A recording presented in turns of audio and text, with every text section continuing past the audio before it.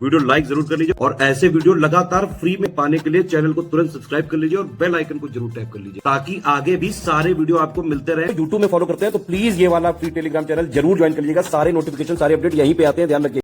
सो आइए दोस्तों स्टार्ट करते हैं ज्योग्राफी का अपना ये सेशन।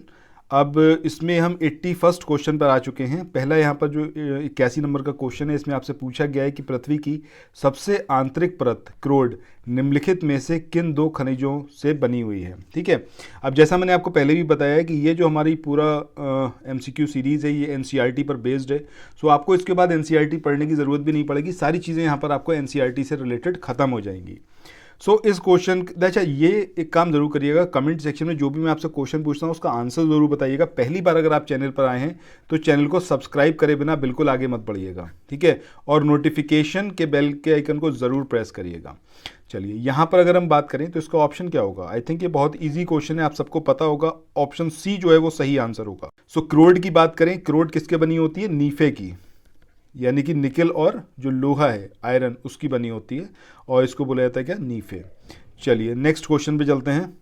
सो आइए मूव ऑन करते हैं नेक्स्ट क्वेश्चन पे। अगला क्वेश्चन यहाँ पर आपसे इसमें पूछा गया है कि पृथ्वी के आयतन का केवल डैश प्रतिशत हिस्सा ही परपटी है, यानी कि क्रस्ट है, डैश प्रतिशत मेंटल एवं डैश प्रतिशत हिस्सा जो है वो क्रोड का है। तो क्या क्या परसेंटेज है। तो देखिए अगर हम क्रस्ट की बात करें तो ओनली 1%, ठीक है, सिर्फ 1% है जो कि क्रस्ट है। इसके अलावा अगर हम 84% की बात करें तो ये आपका क्या है, मेंटल है, और वहीं 15% की बात करें तो ये हिस्सा क्या है, क्रोड है। अच्छा मुझे कमेंट सेक्शन में ये बताइएगा, क्या आपने डिसकंटिन्यूटी का नाम सुना है। ठीक है, गुटेनबर्ग डिसकंटिन्यूटी, कॉनरॉड डिसकंटिन्यूटी, ज़रा कमेंट सेक्शन में ये बताइएगा। क्रस्ट, मेंटल और कोर की अगर हम बात करते हैं तो ये जो डिसकंटिन्यूटी हैं वो किस किस तरीके से हैं, सबसे पहले कौन सी आएगी, उसके बाद कौन सी आएगी, कौन कौन सी लेयर के बीच में कौन कौन सी डिसकंटिन्यूटी है, ये कमेंट सेक्शन में आप लोग बताइएगा। आई नो कि थोड़ा सा टिपिकल है बट आई थिंक आप लोग बता लेंगे। स्पेशली अगर हम शिवांगी दुबे की बात करें, सविता सिंह की बात करें, सबा नूर, मीना राज, मुझे लगता है आप लोग काफ़ी कुछ पढ़ते रहते हैं, चीज़ें आपको काफ़ी कुछ पता हैं। बेसिक NCERT से पूछे गए क्वेश्चन तो आप लोग एकदम बता देंगे बिना कहीं सर्च करे हुए, ठीक है, तो ये चीज़ ज़रूर करिएगा। अच्छा दीपक मिश्रा भी अब हमारे साथ जुड़ गए, वो भी कमेंट सेक्शन में आंसर्स करते हैं, तो दीपक आपसे भी मुझे एक्सपेक्टेशन है कि आप भी यहाँ पर बताएंगे। बहरहाल इस क्वेश्चन की अगर हम बात करें तो इस क्वेश्चन का आंसर क्या होगा, आंसर होगा ऑप्शन डी। चलिए आगे मूव ऑन करते हैं। अगले क्वेश्चन की बात करें, अगला क्वेश्चन है आपका 83 नंबर का। इसमें आपसे पूछा गया है निम्नलिखित में से विषम विकल्प उसका आप चयन करिए। ठीक है, अब इग्रिस या फिर इग्रियस ये एक लैटिन शब्द है, सेडिमेंट्री ये क्या है, लैटिन शब्द है, मेटामॉर्फिक ये लैटिन शब्द है, या फिर इनमें से कोई नहीं।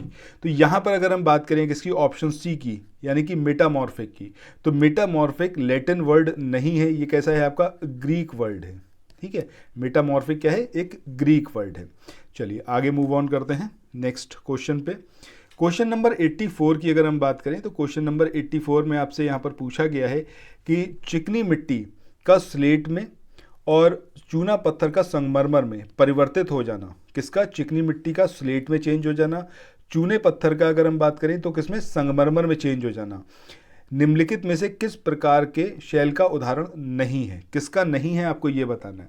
पहला इन्फॉर्मेशन है आप लोगों के लिए जो बहुत इंपॉर्टेंट है। अगर आप लोग उत्तर प्रदेश PCS की तैयारी कर रहे हैं, आप RO की तैयारी करना चाहते हैं, BEO की तैयारी करना चाहते हैं, इन तीनों एग्जाम की अगर आप तैयारी करने चाहते हैं तो स्टडी फॉर सिविल सर्विसेज के कोर्सेज को आप ज्वाइन कर सकते हैं कंप्लीट तैयारी के लिए।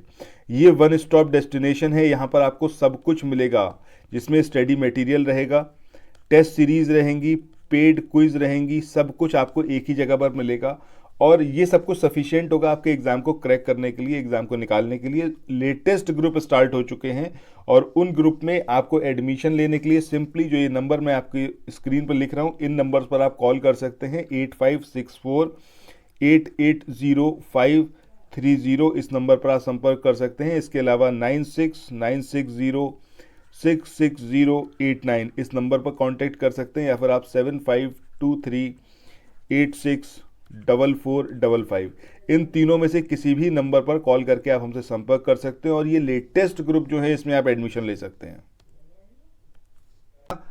कार्यांतित यानी कि मेटामॉर्फिक रॉक्स का, दूसरा अवसादी यानी कि सेडिमेंट्री, तीसरा आग्नेय यानी कि इग्नियस रॉक्स का। तो किसका ये एक एग्जाम्पल नहीं है?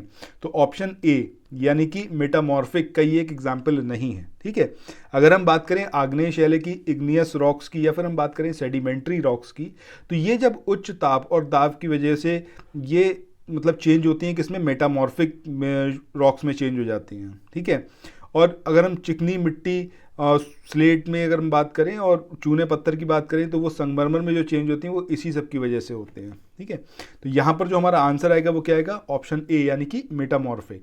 चलिए नेक्स्ट क्वेश्चन पे मूव ऑन करते हैं। Question number 85। क्वेश्चन नंबर 85 में पूछा गया है, जब द्रवित लावा पृथ्वी की सतह पर आता है, यह तेजी से ठंडा होकर ठोस हो जाता है।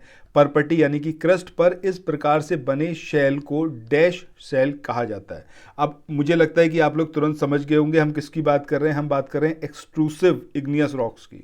ठीक है, एक्सट्रूसिव यानी कि जो बाहर आने वाली हैं, बहिर्वेदी आग्नेय की बात कर रहे हैं हम। ठीक है, अंतर्वेदी का मतलब वो तो अंदर ही जम जाएंगी, यानी कि जो इंट्रूसिव है वो अंदर ही अंदर, जो इग्नियस हैं वो रॉक्स, जो लावा है या फिर हम कहिए तो मैग्मा जो है अंदर ही अंदर फैलेगा और जम जाएगा, और वो क्या बनाएगा? आपका इंट्रूसिव। लेकिन जो बाहर आकर जमेगा वो क्या कहलाएगा? आपका एक्सट्रूसिव रॉक्स। ठीक है, चलिए नेक्स्ट क्वेश्चन पे चलते हैं।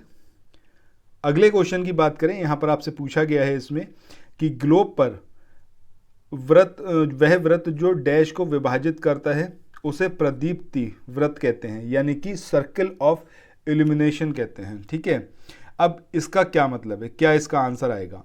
सो देखिए, ग्लोब पर अगर हम बात करें तो ग्लोब पर वो व्रत जो दिन और रात को डिवाइड करता है उसी को क्या बोलते हैं? Circle of illumination. ठीक है, तो सही आंसर क्या आएगा यहाँ पर? आपका ऑप्शन ए जो होगा वो यहाँ पर सही आंसर आएगा कि ग्लोब पर वह व्रत जो दिन और रात को विभाजित करता है उसी को क्या बोलते हैं? Circle of illumination. ठीक है, चलिए नेक्स्ट क्वेश्चन पे चलते हैं। क्वेश्चन नंबर 87, यहाँ पर आपसे पूछा गया है इसमें कि आग्नेय शैल कितने प्रकार की होती हैं? निम्नलिखित में से किस शैल को प्राथमिक शैल कहा जाता है? आई थिंक कि ये वाला क्वेश्चन आपको बहुत अच्छे से पता होगा कि हम यहाँ पर किसकी बात कर रहे हैं। हम बात कर रहे हैं इग्नियस रॉक्स की। दो तरीके की इग्नियस रॉक्स होती हैं। अभी हमने ऊपर देखा है इंट्रूसिव और एक्सट्रूसिव इग्नियस रॉक्स। तो सही आंसर क्या आएगा? दो और आपका आग्नेय शैल या फिर इग्नियस रॉक्स। नेक्स्ट क्वेश्चन पे चलते हैं। अगला क्वेश्चन है 88 नंबर का। इसमें आपसे यहाँ पर पूछा गया है कि निम्नलिखित में से कौन सा पठार बेसाल्ट शैलों से बना है और पृथ्वी की त्रिज्या क्या है? दो चीज़ें यहाँ पर इस क्वेश्चन में पूछी गई हैं। तो पृथ्वी की त्रिज्या आई थिंक आप लोगों को बहुत अच्छे से पता होगी, 36371। ये जो है इतना किलोमीटर ये पृथ्वी की रेडियस है।